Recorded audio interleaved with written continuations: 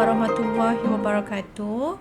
Okay, bagaimana cara kita nak guna Tinkercad ni Okay, first kita buka data. Okay, kita ambil komponen sebab dia akan keluar macam ni lah, kosong. Dan kita akan ambil komponen. Okay, katakan tulis breadboard. Okay, so kita ada dua jenis breadboard lah. Okay, terpulang pada kita nak pakai yang mana satu. Okay, so saya akan keluarkan jenis breadboard yang macam ni. Okay, kita ambil. Okay, so kita bawa. Okay, so kita dah ada breadboard. So ini breadboard yang kita akan gunakan. Dah ada satu lagi jenis yang panjang lah. So mana-mana yang bersesuaian. Okay, so cara nak pakai breadboard, dia dah ada panduan kat sini. So maknanya arus akan bergerak macam ni lah. Dia ada panduan dah, warna hijau. Boleh zoom. Okay, ni pun sama untuk negatif dan positif. Kemudian kalau yang jenis di tengah-tengah ni yang ada 5 lubang ni mengikut nombor 1, 2, 3, 4 sampailah 30 ni.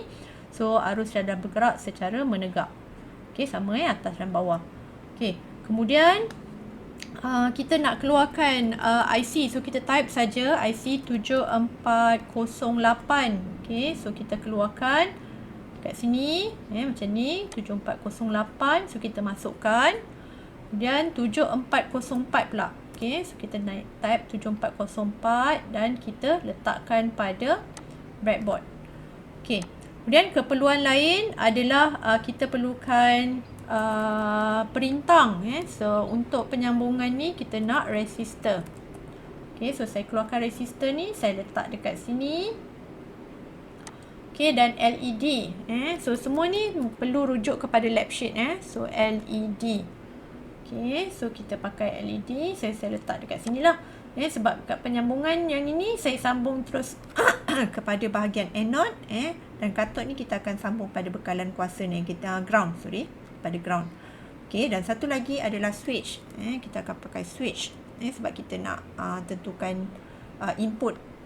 So kita akan pakai switch jenis switch SPST lah. Okay, so kita letak kat sini. Okay, so dah kita lengkap lah kita punya penyambungan. Kemudian ada lagi satu yang perlu kita tahu guna adalah power supply. Of course perkara penting. So kita type pula power supply. Okay, so kita tengok power supply. So kita pakai power supply yang ni. Okey. So kita dah ada lah komponen-komponen. Okey.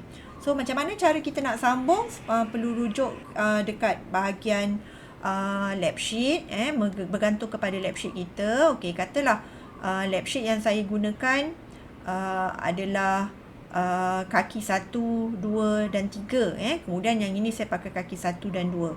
Okey, so caranya so kita boleh pilih kat sini wire yang kita nak pakai. Katalah saya pakai color hijau. Okey, so kaki 1 saya masukkan dengan switch 1. Switch 1 masuk pada kaki 1. Kemudian kita pergi pula switch yang kedua pula. Saya pakai warna lain, switch 2. Kita pergi pada kaki 2. Okey. Kemudian kaki 3 perlu sambung dengan 7404. So saya ambil warna yang lain supaya nampak perbezaan. So kaki 3 saya sambung dengan 7404 kaki 1. Okey. So kalau ikutkan lab sheet anda, sekarang kita rujuk kita punya penyambungan. Kaki tadi kita dah buat penyambungan. Okey. Switch 1 dah masuk. Switch 1 masuk pada kaki 1. Yang ini perlu ingatlah. Pada pada figure 1 tu seeloknya kita labelkan. Okey. Labelkan kaki lah bagi panduan supaya mudah.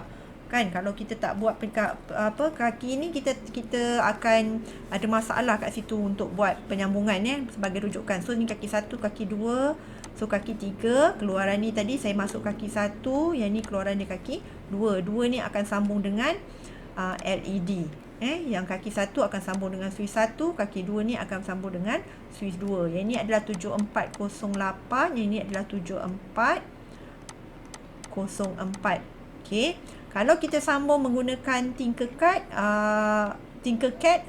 so mesti sambung dengan perintang. Jadi itu yang apa yang saya buat lah dekat sini. Okey. So dekat bahagian sini, sebelum kita nak sambung pada LED, kita sambung pada perintang dulu. Okey, jadi saya buat penyambungan. Okey, saya ambil warna lain, pin nombor 2, pergi pada perintang. Keluaran perintang ni dah disambungkan dengan kaki anode, dan kaki ground ni kita akan sambung pada bahagian ground ke atas lah. Tetapi kena lihat betul-betul lah penyambungan supaya dia tak ada kesilapan berlaku. Kalau tak, turunkan ni ke bawah sedikit. Okey, supaya saya boleh sambungkan pada kaki yang betul lah. Kalau rasa macam tak berapa nampak dengan jelas, so boleh anjak ke tepi. Okey, supaya dalam keadaan dia okey lah kan. Kan ada orang tak berapa ni sangat kan, nak kena bawa ke atas. Bawah sini pun boleh, atas pun boleh, tak ada masalah lah, mana-mana yang selesa. Okey, yang kita faham. Okey, so bawa kaki 7, kaki ni pergi kepada ground, saya letak belah bawah. Okey. Kemudian daripada keluaran ni saya tukar warna lain lagi. Keluaran tadi telah saya pakai ini, keluaran kaki 2 pergi pada perintang. So dia pergi pada perintang. Okey, saya ulang, ni pergi pada perintang, keluaran daripada perintang pergi pada LED, bersambung dengan LED. So keluaran daripada LED tu sambung ke bahagian negatif. Okey. So bahagian ini selesai, tapi kita kena ingat power supply perlu VCC perlu disambungkan kepada kedua-dua IC. Okey, jadi kita buat teknik macam ni. Okey, saya sambungkan, saya sambungkan warna brown. Okey, tak pun nak nampak mudah power supply kan. Okey, positif dengan positif ni kaki 14, tengok balik IC diagram. Okey, di mana dekat bahagian IC diagram ni adalah BCC kaki 14 yang perlu disambungkan sama semua kaki 14. Kemudian ground adalah pada kaki 7.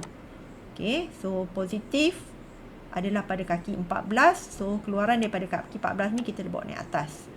Okey, kemudian ground pula. Okey, so penyambungan pada kaki ground ni sambung ke sini. Okey, so kebetulan ada bahagian bawah ni dah ada ground, so kita letakkan sambungan satu lagi ke bahagian bawah. Okey, so kita double check, ground sambung, yang ni pun ground sambung, dan ini pun dah ada penyambungan. Okey, positif ke atas sambung, yang ni pun ada. Okey, dan perlu ingat jugalah bahagian DP switch ni kita perlu sambungkan ke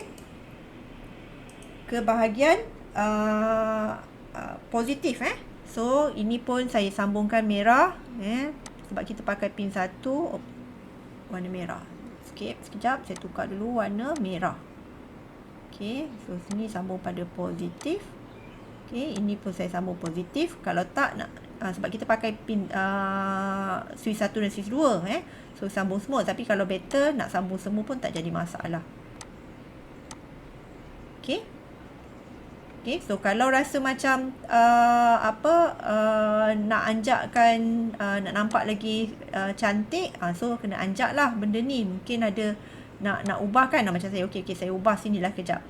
So ini tukar kepada pin kaki 1. Allah, kejap.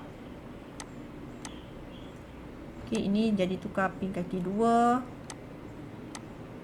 tadi. Okey, sini tak ada apa-apa. Okey, so 1, 2, 3, satu lagi.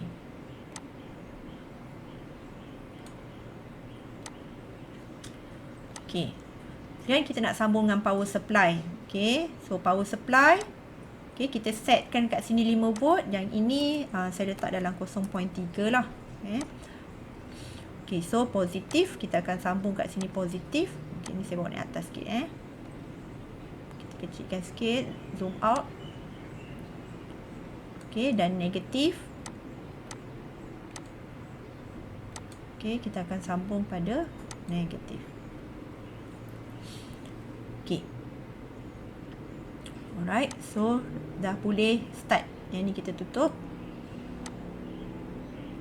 Okay, kita start. Okay, so data kat sini kita akan baca based on pada kita punya lab sheet lah. Okay, so lab sheet kita kat sini adalah 00. So jawapan dia apa? So ini ingat balik teori. Kita boleh buat minta semua untuk buat bahagian teori dan bahagian praktikal lah. So kita boleh dapat pengesahan. Adakah betul teori kita tu memenuhi teori ke tidak bila kita dah buat penyambungan dalam secara amali kan. Okay, so teori kalau ikutkan 00 adalah 0 keluar jadi 1 kan. Sini 1. Tengok balik lah bahagian ni.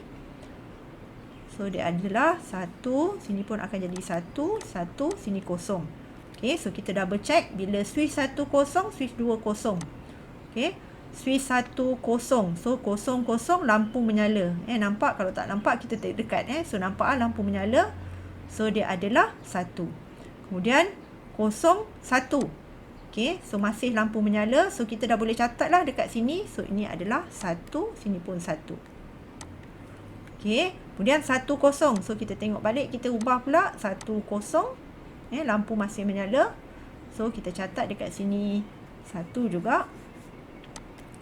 Okay, dan bila 1 1, lampu terpadam. So padam maknanya nilai dia adalah 0. Okay. Right. So inilah dia figure 1. Boleh cuba untuk laksanakan bagi figure 2, figure 3 dan figure 4 lah. Okay. Selamat mencuba semua. Okay. Assalamualaikum.